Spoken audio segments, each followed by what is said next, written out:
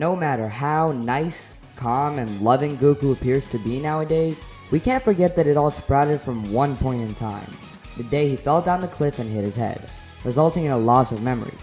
But what if that didn't happen? What if Goku didn't hit his head? That question will be answered in this video. Before we get into that though, make sure you like and subscribe. Over 65% of you guys who watch my videos aren't actually subscribed, so make sure to do so for more content like this. But without further ado, let's get into this what if. Planting the seeds in this what if is rather easy. Whenever Gohan takes Goku out, he makes sure that nothing goes wrong. One time Goku almost fell down into a ravine, but Gohan's steadfast reaction saved the boy from possibly hitting his head and getting amnesia. After this, Gohan would make sure to tighten Goku in, as well as limiting the places he could go with him based on the amount of danger. Now, obviously, this means Goku doesn't hit his head, which would mean a few things. First of all, the canon version of events shown in the Broly movie proved to us that Goku was never sent to Earth to destroy it. He didn't have some magic kill code message programmed into his head. He was just sent to survive. Therefore, him not hitting his head doesn't mean that he'll just kill Gohan and everyone else on the planet.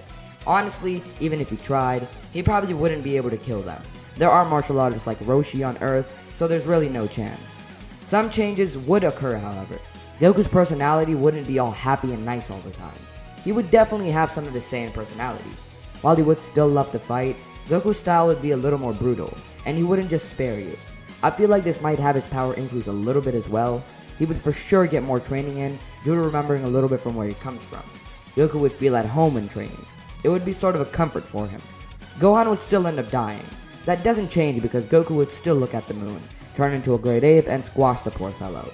Goku would be devastated at the loss, but with time, he would move on. Now I can't be 100% sure about this, but chances are if Goku doesn't hit his head, he would still remember some stuff. For one thing, he would remember Bardock and Gine for sure. They were the last faces he saw before leaving his home world. Other than that though, he wouldn't really know anything. I'm willing to also add in the fact he knows that he is a Saiyan. This might mean he remembers his people and would want to bring them back. He is given hope when Bulma crashes over to his home and mentions some wish orbs. While he is protective over the 4-star ball, if this dragon can truly grant any wish, maybe he can bring back his people, or Gohan. He goes with Bulma and every event would pretty much be the same. I don't think Goku would be so gullible that he looks at the full moon. He would probably know that he is the beast, considering Gohan died the night he went outside, as well as him knowing he's from a different planet with abilities humans don't have. I do however think, after he realizes there's no other way out, he tells the group about his transformation and what to do to stop him. They form the plan with Oolong, Puar, and Yamcha. Goku looks at the moon, becomes a great ape, and breaks through. Afterwards, Yamcha uses Oolong and Puar as scissors to cut Goku's tail. This converts him back, and Bulma decides that she doesn't need the wish. Oolong would also know that Goku has a wish in mind, which is much more important than wishing for a dumb pair of panties. So they wait for Goku to get up, and then he speaks to the dragon. Now, this is where some controversy about this what if will be formed. The part about Shenron not being able to revive people that died over a year before is false. He can revive a few people at a time that died over that time ago. What Kami implied in that scene was that he can't revive a large group of people that died more than a year ago. That would have to be within the year. For example, Shenron can't revive all the people that Vegeta and Nappa or Frieza killed in all their time, because they killed so many people. He can only do the ones within the year. So Goku can't just bring back all the Saiyans. Therefore, he wishes for his parents to be brought to Earth. Shenron explains that the planet he comes from was destroyed, so he would have to revive them and bring them here. However, that is relative to stating 2 wishes, so he can only do one person at a time.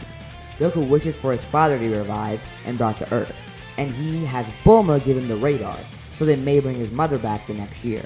In Hell, suddenly, Bardock's halo disappears, and he's teleported to Earth right in front of Goku. He's confused, but he sees a child in front of him. It looks like looking in a mirror. Goku rushes forward and gives his father a huge hug. Bardock hugs him back. Confused as ever, he asks for an explanation. Goku explains that he was able to bring him back using wish orbs from his planet. After catching up on the last, give or take 12 years, Bardock is immediately concerned. Is Raditz still alive? And what about Frieza? Where is he? Those questions will not be answered just yet, however. Quite a lot of time would pass, and Bardock along with Goku do the heaviest amount of training possible, day and night, only stopping to eat and sleep. much like the room spirit in time training that Goku and Gohan did. Bardock is determined to get strong enough to stop Frieza, and if not him, he knows that his son will.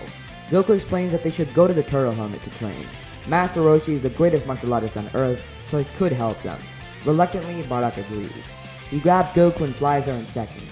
Once arriving, Roshi is seen training Krillin. Bardock goes up to him and demands he train them. Roshi can tell this guy is extremely powerful, but with Goku explaining what his father meant in a nicer way, the issue is resolved without any blood. Roshi can't exactly spar with either of them. He has no martial arts skill to teach.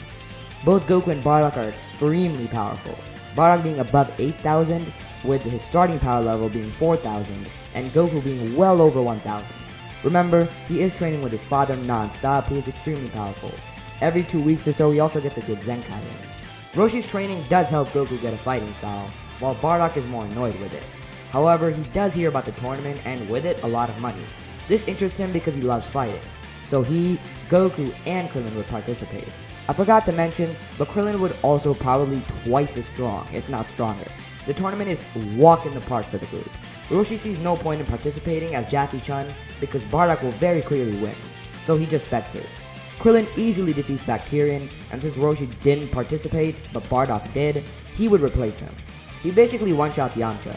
Nam would win against Ramfam like normal, Goku would fight Giran, and while Giran puts up some sort of a fight in the original, here it's nothing. Goku wins. Then Krillin would go up against Bardock. Knowing the kid and also knowing that he is Kakarot's friend, Bardock holds back heavily to have a fair fight. Krillin's technique impresses him, and he compliments the kid, but his win is inevitable.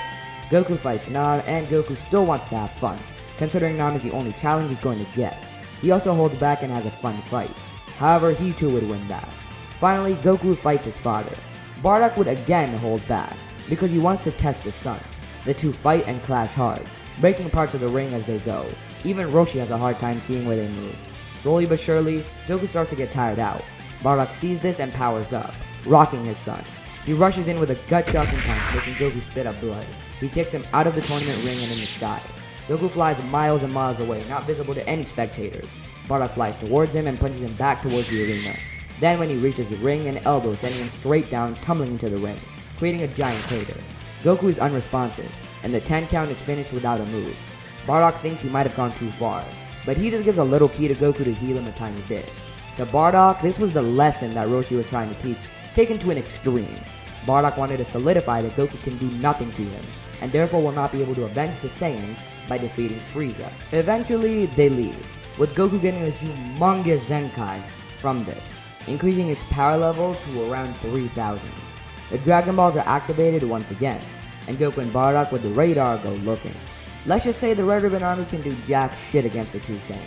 Bardock doesn't even intervene, he just lets Goku do the work. Colonel Silver is one-shotted, and Goku was taught how to fly, so the two get the Dragon Ball and go straight to Muscle Tower. Goku fires a Kamehameha straight down the middle of the tower, as instructed by Bardock. Remember, Bardock is a fighter, and he fought in many planet wars that he was instructed to do by Frieza, so he is a strategist. This kills everyone inside, including Major Metallotron and General White. Ninja Murasaki survives, but Bardock one-shots him. Sadly, this means Ader also dies. Goku and Bardock search for the Dragon Ball within the base and get it. Moving on to the next. I think you guys have noticed the pattern. Goku and Bardock are a little too overpowered for this part of Dragon Ball. The entire General Blue saga goes a lot easier. He's actually killed on the first encounter, allowing Goku and Bardock to easily find the Dragon Balls that were included in that saga, without him interfering.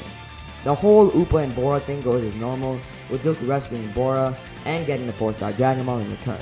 Goku is then about to be ambushed by mercenary Tao, but Bardock blocks the attack and throws it back at Tao, nearly killing him. But he finishes the job later on. Goku and Bardock are informed of Korin, and they just fly up to the tower. Korin says that he won't tell them anything if they just fly up here. They have to climb it. Bardock is just about to threaten him, but Goku knows the true meaning of martial arts and honor, so he just says to hold. He does it, and while Bardock believes it's a waste of time, it works. They are introduced to Senzu beans, and Bardock actually grabs a whole handful, realizing these will be helpful with Zenkais. He does it behind Korin's back, obviously. Goku easily grabs the water, but it isn't actually sacred water. It's just water like the original. They leave, but Bardock is satisfied with what they got. Goku and Bardock then go to the Red Ribbon Army base, and Bardock prefers the old-fashioned blow it up from the top method. Goku doesn't argue, and the two fire their separate attacks, destroying literally everything. And yeah, no Jiro either, he dies too, which honestly makes sense considering it's an attack from fighters with power levels over 4 and 10,000. They also destroy Commander Red and Black's easily, but to get the last Dragon Ball, they still need Roshi's help, which leads them to Fortune Teller Baba. And the two don't have any problem fighting 5 people. Goku easily defeats Fangs and the Invisible Man because he can sense Ki. Bardock one-shots bandages, but the next fight is rather interesting. In the original, Spike the Devil's attack didn't work on Goku, because his heart is pure, and that is still the case here, Goku isn't evil, but it's Bardock who fights him. This results in the technique working, and Bardock enters a whole hell, made from his mind. He relives the pain of not being able to stop Frieza from destroying Planet Vegeta, over and over. Spike is distracting him with that, but him actually hitting Bardock still has to hurt. The truth is that he can't do anything to Bardock. Inside his mind though is the real trick. Bardock continues to live that horror, but eventually he has no choice but to let it go. He has trouble accepting that it wasn't his fault. He did everything he could do and managed to save Kakarot. It appears that way, but the truth takes much longer to appeal to Bardock. Eventually it does though. Heavily discombobulated and with tears running down his face, he punches Spike out of the ring. Under his breath however, he softly murmurs, "Thank you." Goku takes on the last fighter, and it is still Gohan. This fight goes really well and definitely in Goku's favor. However, Gohan still helps him realize the one weakness he never overcame, the tail. Gohan chops off Goku's tail. In a fit of rage, Goku lets go and one punches Gohan down to the ground, which knocks off the mask. He's about to unload when he turns around to see his grandpa. Goku falls into tears and rushes to make sure that he's okay. Gohan is knocked out, but will soon be okay. Bardock is confused, but when the situation explained, he realizes that this man saved his son. A huge thanks is given, and Bardock explains that they can bring him back. He sees how important Gohan is to his son, but Gohan himself refuses. He's lived his time. Now, however, the location of the last Dragon Ball is revealed, and the two are able to find it. Summoning Shenron, the two happily ask for the wish, bring Gine back to life, and move her to Earth. In seconds, Goku's mother is in front of them. Confusion fills her face, but that's where we're leaving things off for right now. I hope you guys did enjoy. This was actually one of my most favorite videos to write. I put more creativity into it, I guess, because I enjoyed it a lot. I also tried my best to make this unique and more canon to the story, because not many people have refreshed it after the Broly movie. Let me know what you think about Bardock and Gine being in the story. Make sure to drop a like and subscribe. If you want to follow my socials, link in the description for that, as well as the Discord server. I'm most active there, so if you want to talk with me, I'll most likely talk back. If you guys want to get early thumbnails, videos, and even script access, consider becoming a member. It supports me and you can become one for as cheap as $1. Click the join button or the first link in the description to become one. But with that, thank you guys so much for watching, and I'll see you in the next one.